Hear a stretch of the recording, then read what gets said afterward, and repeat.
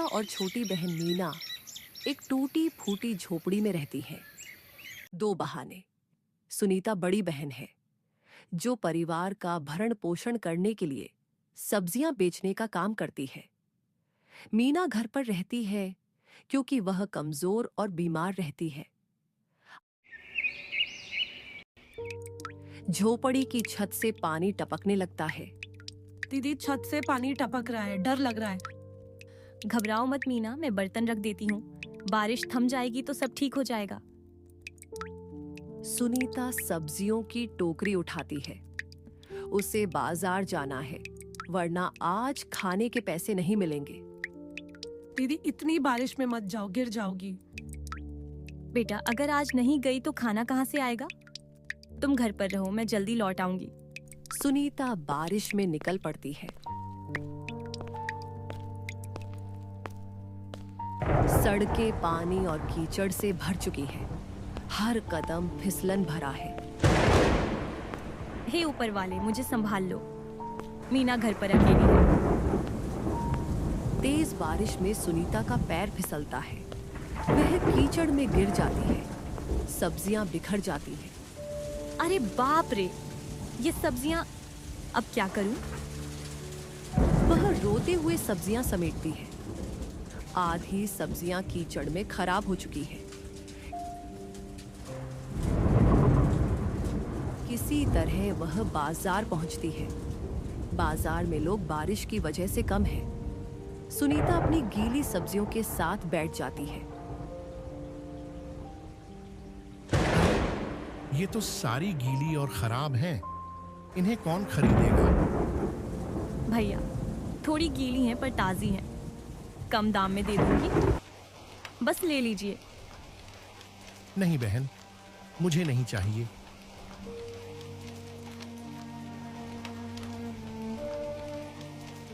पूरा दिन बीत जाता है, लेकिन सुनीता को कोई खरीदार नहीं मिलता।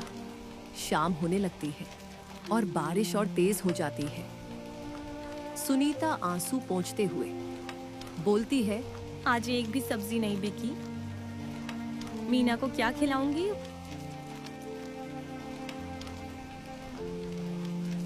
वह खाली टोकरी लेकर वापस घर की ओर चल पड़ती है। रास्ते में पानी का बहाव तेज हो चुका है। ये ऊपर वाले, अब तो बस घर पहुंचा दो। मीना अकेली होगी। घर पहुंचकर सुनीता देखती है कि झोपड़ी की एक दीवार झुक चुकी है। अंदर पानी भर गया है। मीना कोने में सिकुड़कर बैठी कांप रही है। दीदी, तुम आ गई। मुझे लगा तुम्हें कुछ हो गया। मैं ठीक हूँ बेटा, तुम कैसी हो? दीदी, मुझे बहुत भूख लगी है। कुछ खाने को मिलेगा? आज कुछ नहीं बिका, पर घबराओ मत, कल जरूर कुछ लाऊंगी। दीदी, पेट में बहुत दर्द हो रहा है। रात भर दोनों बहनें भूखी और ठंड में कांपती रहती हैं।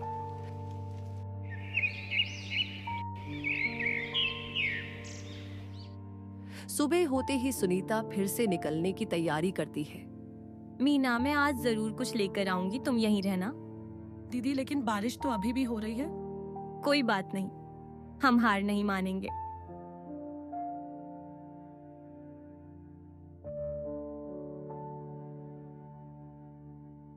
सुनीता फिर से बाजार जाने की कोशिश करती है, लेकिन इस बार रास्ता पूरी तरह पानी में डूब चुका है।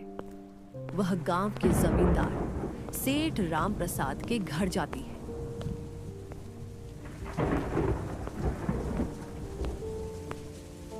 सेठ जी, सेठ राम प्रसाद का नौकर दरवाजा खोलता है। क्या चाहिए? सेठ जी व्यस्त हैं। भाई, मुझे सेठ जी से बात करनी है, बहुत जरूरी है। देर बाद सेठ राम प्रसाद बाहर आते हैं। अरे, तुम कौन हो? क्या चाहिए तुम्हें?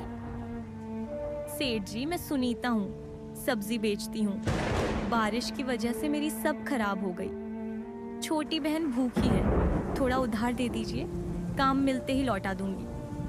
सेठ राम प्रसाद तिरस्कार से बोलते हैं, अरे, हर कोई यहाँ आकर रोता है। मैं क्या सबका बाप हूँ? जाओ, मेहनत करो। सेठ जी, मैं मेहनत करती हूँ, पर बारिश ने सब बर्बाद कर दिया। मुझे तुम्हारी परेशानी से कोई मतलब नहीं। जाओ यहाँ से। सुनीता खाली हाथ लौट आती है। उसकी आंखों में निराशा है। दीदी, क्या हुआ? सुनीता रोते हुए बोलती है, कुछ नहीं मिला मीना, पर हिम्मत मत हारो, भगवान जरूर हमारी मदद करेंगे। उसी रात मीना की तबीयत और बिगड़ जाती है। वह बुखार और खांसी से परेशान है। सुनीता घबराकर बोलती है, मीना, तुम्हें बुखार है, अब क्या करूं? मीना कमजोर आवाज में बोलती है, दीदी, पानी। सुनीता मीना को पानी पिलाती है, लेकिन उसकी हालत ठीक नहीं हो रही।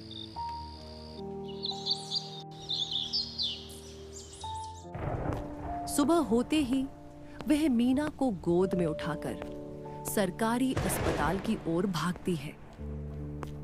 बारिश अभी भी हो रही है। सुनीता फिसलती है, गिरती है, लेकिन मीना को संभाले रखती है। सुनीता खुद से बोलते हैं, बस थोड़ा और मीना, कुछ नहीं होगा तुम्हें। अस्पताल पहुंचकर डॉक्टर मीना को देखते हैं। इसे निमोनिया हो गया है, तुरंत दवाइयां चाहिए, देर हुई तो खतरा बढ़ सकता है।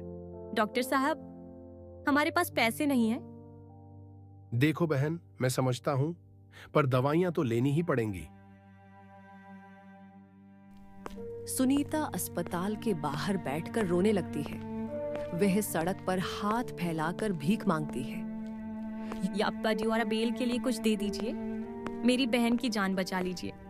लोग उसे देखकर भी अनदेखा कर देते हैं, कुछ ताने मारते हैं। उसके पास एक राहगीर आया और बोलता है, अरे, इतनी जवान है, कुछ काम क्यों नहीं करती? भैया, मैं काम करती हूँ, पर बारिश ने सब खराब कर दिया। पूरा दिन गुजर जाता है, लेकिन सुनीता को कुछ पैसे ही मिलते हैं। वह दवाइयां खरीदती है और मीना को देती है। 2 दिन बीत जाते हैं, बारिश थमने का नाम नहीं ले रही। सुनीता अस्पताल के बाहर ही बैठी रहती है। अचानक वहां एक मिट्टी के बर्तन बनाने वाला कुम्हार रुकता है। बेटी, तुम यहाँ रोज बैठी दिखती हो, क्या परेशानी है? सुनीता रोते हुए बोलती है, काका, मेरी बहन बीमार है, मेरे पास पैसे नहीं है। मैं सब्जी बेचती थी, पर बारिश ने सब खत्म कर दिया। देखो बेटी, मैं बूढ़ा हो गया हूँ, मेरे हाथों में अब ताकत नहीं रही। अगर तुम मेरा काम संभाल सको तो मैं तुम्हें सिखा दूंगा। सुनीता हैरान होकर बोलती है, काका, मैं मिट्टी का काम नहीं जानती है। कोई बात नहीं, मैं सिखा दूंगा, बस मेहनत करने की हिम्मत चाहिए। काका, मैं मेहनत करूंगी, बस मेरी बहन बच जाए। कुम्हार सुनीता को अपने साथ ले जाता है। वह उसे मिट्टी के बर्तन बनाना सिखाता है। सुनीता की उंगलियां कटती हैं, हाथ दुखते हैं, लेकिन वह हार नहीं मानती। बेटी, धीरे धीरे हाथ चलाओ, मिट्टी को प्यार से थपथपाओ। सुनीता बोलती है, जी काका, मैं सीख रही हूँ। हफ्ते भर में सुनीता छोटे छोटे मटके और दिए बनाने लगती है। कुम्हार उसे बाजार में बेचने के लिए देता है। सुनीता के बनाए बर्तन सुंदर और मजबूत होते हैं। ये दिए तो बहुत बढ़िया हैं। कितने के हैं? बस 10 रुपए का एक। अच्छा, 10 दिए दे दो। सुनीता की मेहनत रंग लाती है। अब उसे रोज पैसे मिलने लगते हैं। वह मीना का इलाज करवाती है और धीरे धीरे मीना ठीक होने लगती है। दीदी, तुमने मुझे बचा लिया। सुनीता मुस्कुराते हुए बोलती है, तुम मेरी जान हो मीना, तुम्हारे बिना मैं कैसे जीती? 1 महीने बाद शहर का एक अमीर व्यापारी मनोज गुप्ता बाजार में घूम रहा होता है। वह सुनीता के बनाए बर्तन देखता है। ये बर्तन किसने बनाए?